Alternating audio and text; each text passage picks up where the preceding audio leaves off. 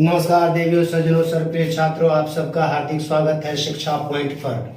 10वीं कक्षा हिंदी की वर्कशीट संख्या 17, जिसमें काव्यखंड क्षितिज काव्यखंड से पहली कविता जो सूरदास की रचना है, कृष्ण पर आधारित है, उसकी पहली कविता से 4 पंक्तियां दी गई हैं।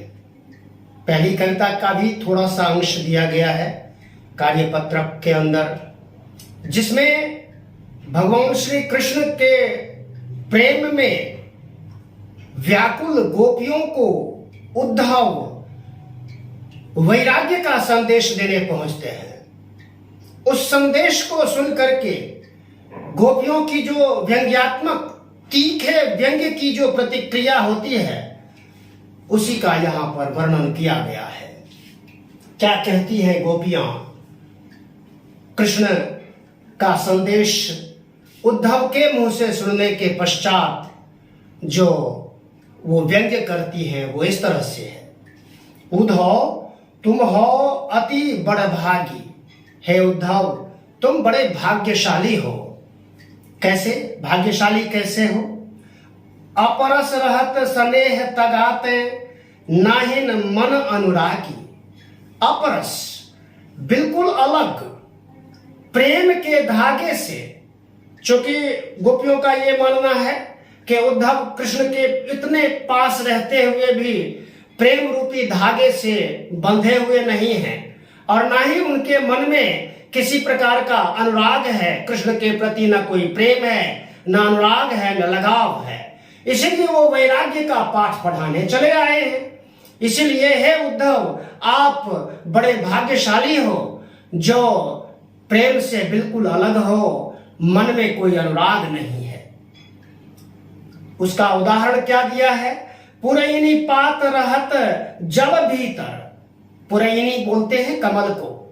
कमल का पत्ता पानी में रहते हुए भी पानी से बिल्कुल अछूता रहता है। आप वैसे भी देखोगे कभी कमल के पत्ते पर पानी के छींटे मारो, बूंदे इधर उधर उड़क जाएंगी, पत्ता रत्ती भर गीला नहीं होगा।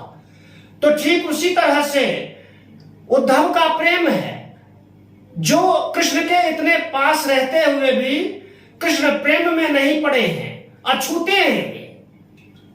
पुरैनी पात रहत जल भीतर, तारस देह न दागी। उस कमल के पत्ते पर पानी का रत्ती भर प्रभाव नहीं पड़ता, वह बिल्कुल अछूता रहता है, पानी के गीलेपन से दूर रहता है वो। आगे कहती है, ज्यों जल माह तेल की गगरी, बूंद न ताको लागी। दूसरा उदाहरण दिया है तेल के घड़े का। तेल का घड़ा पानी में डाल दो तो उसको भी पानी गीला नहीं कर सकता, पानी छू भी नहीं सकता। यही कहा, ज्यों जल माह तेल की गगरी, बूंद न ताको लागी। उस तेल के घड़े को एक बूंद पानी का छू भी नहीं सकती। वैसे भी पानी के ऊपर तेल तैरता है। तेल और पानी आपस में मिल नहीं सकते। उद्धव का कृष्ण का जो आपस में प्रेम है वह ऐसा ही है। आपस में पास रहते हुए भी, बिल्कुल पास रहते हुए भी, क्लोज रहते हुए भी वो प्रेम से अछूते हैं। प्रीति नदी में पाओ न बोरियो, दृष्टि न रूप परागी। और प्रेम के नदी में, कृष्ण के प्रेम रूपी नदी में उद्धव ने कभी स्नान नहीं किया है। ऐसा गोपियों का मानना है कि प्रीति रूपी नदी में, प्रेम रूपी नदी में, सरिता में कभी पैर ही नहीं रखा उन्होंने। दृष्टि न रूप परागी, और उनकी नजर में कोई प्रेम है ही नहीं, कृष्ण के प्रति कोई प्रेम नहीं है। फिर सूरदास अबलाहम घोरी, गुर चाटी ज्यों पागी। जैसे चींटी गुड़ से लिपटी हुई रहती है, गोपियों का मानना है कि हे उद्धव, वो कहती हैं, हे उद्धव आप तो बड़े विद्वान हो, इसीलिए तरह तरह के वैराग्य के भाषण दे रहे हो, लेकिन हम तो भोली भाली अबला नारी हैं, हम तो उस चींटी की तरह हैं जो गुड़ से लिपटी रहती हैं। हमारा भी हाल वैसा ही है जो कृष्ण के प्रेम में उनसे इतना अगाध प्रेम है कि हम उसी में लिपटी रहती हैं, उसी का चिंतन करती रहती हैं। ये इन पंक्तियों का भाव था। अब देखते हैं पद्यांश, उसके भाव को पढ़कर, भाव यहां भी लिखा हुआ है, वर्कशीट में भी भाव लिखा हुआ है, आप उसको पढ़ सकते हो, है ना। भाव भी पढ़ देता हूं।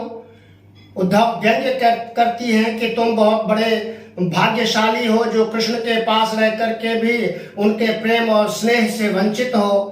तुम कमल के उस पत्ते के समान हो जो रहता तो जल में है पर जल में डूबने से बचा रहता है।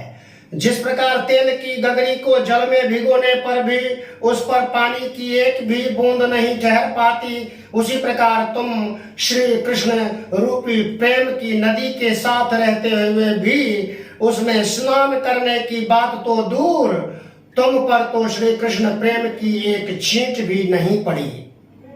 तुमने कभी प्रीति रूपी नदी में पैर नहीं डुबोए।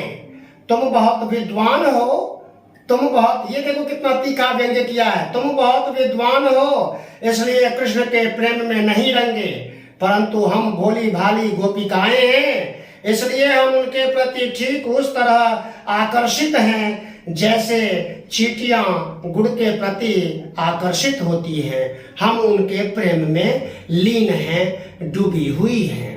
देखिए पहला प्रश्न क्या है, गोपियां उद्धव को क्या कहकर पुकारती हैं? सही उत्तर छांटिए। बहुवैकल्पिक, इसमें 3 बहुवैकल्पिक प्रश्न हैं, तो सही उत्तर है इसका ख, भाग्यशाली। ख इसका उत्तर है। दूसरा प्रश्न है, प्रस्तुत पद्यांश में उद्धव के व्यवहार की तुलना किस किस से की गई है? तो इसका सही उत्तर क है, कमल का पत्ता और प्रीति नदी, इनसे तुलना की गई है। तीसरा प्रश्न है, गोपियों ने अपनी तुलना किससे की है? तो इसका उत्तर है ग, चींटी। गोपियों ने अपनी तुलना चींटी से की है कि जैसे चींटी गुरु के प्रति आकर्षित होती है वैसे ही कृष्ण के प्रति उनका आकर्षण है। चौथा प्रश्न, गोपियों ने अपने मन की वेदना किस प्रकार प्रकट की है? लिखिए। तो उद्धव के वैराग्य संदेश को सुनकर गोपियों को दुख हुआ।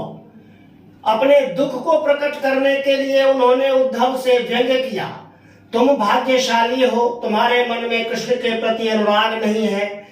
इसके लिए उदाहरण दिया गोपियों ने, कमल के पत्ते का और तेल के घड़े का उदाहरण दिया है इन्होंने।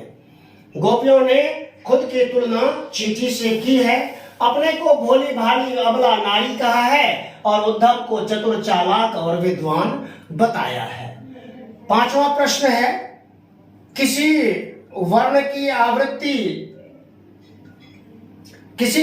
आवृत्ति एक से अधिक बार होती है तो वहां पर अनुप्रास अलंकार होता है। व्यंजन वर्ण की आवृत्ति, जहां जिन पंक्तियों में व्यंजन वर्ण की आवृत्ति एक से अधिक बार होती है वहां पर अनुप्रास अलंकार होता है। जैसे मधुर मुस्कान। प्रस्तुत पद्यांश में से अनुप्रास अलंकार का एक उदाहरण ढूंढ कर लिखिए। मैंने 2 उदाहरण दिए हैं, पुरैनी पात। अब देखिए क्या मानते हैं, आवृत्ति किसी खास वर्ण की, चाहे वो शुरू में हो, मध्य में हो अथवा अंत में हो। तो यहां शुरू में है पू पा की आवृत्ति, पात में पा की आवृत्ति, पुरैनी पात अनुप्रास अलंकार है। इसके बाद देह न दागी, यहाँ द और यहाँ भी द, देह में द और दागी में द, तो ये अनुप्रास अलंकार के 2 उदाहरण हैं, लिखना एक ही है। अन्य प्रमुख अलंकार इस पद्यांश में है रूपक और उत्प्रेक्षा। देखिए रूपक अलंकार कहाँ है? प्रीति नदी में रूपक अलंकार है और ये रूप न त्यागी है ना। और ये ज्यो पागी अंतिम पंक्ति, और ज्यो जल माह तेल की गगरी, यहां पर उत्प्रेक्षा अलंकार है। तो तीन प्रमुख अलंकार इस पद्यांश में है। अनुप्रास अलंकार, वैसे मैं आपको बता दूं कि अलंकारों में जहां कोई अलंकार नहीं होता खास, तो वहां अनुप्रास अलंकार खास हो जाता है, वो होता ही है। हर पद्यांश में व्यंजन वर्णों की आवृत्ति होती ही है, इसलिए अनुप्रास अलंकार हो ही जाता है। तो ये इसका प्रश्नों के उत्तर थे। पूरा का पूरा वर्कशीट एक्सप्लेन किया गया है आपके सामने।